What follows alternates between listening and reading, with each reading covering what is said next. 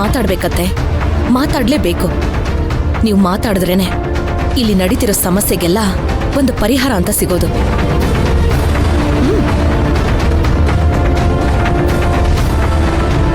ತಗೊಳ್ಳಿ ಅತ್ತೆ.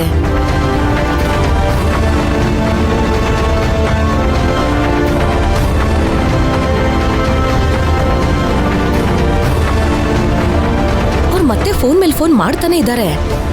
ಅಲ್ಲ, ಫೋನ್ ಎತ್ ಮಾತಾಡಿ ಅತ್ತೆ. ಅವ್ರ ಮಗಳು ಮನೆಗೆ ಬರೋದಕ್ಕೆ ಪೊಲೀಸು, ಲಾಯರು ಅಂತೆಲ್ಲ ಕಳಿಸ್ಬಿಟ್ಟು ಇವಾಗ ಮಗಳು ಹೇಗಿದ್ದಾಳೆ ಅಂತ ವಿಚಾರ್ಸಕ್ ಕಾಲ್ ಮಾಡ್ತಿರ್ಬೇಕು. ನೀವು ಫೋನ್ ಎತ್ತಿ ಸರಿಯಾಗಿ ಹೇಳಿ ಅತ್ತೆ.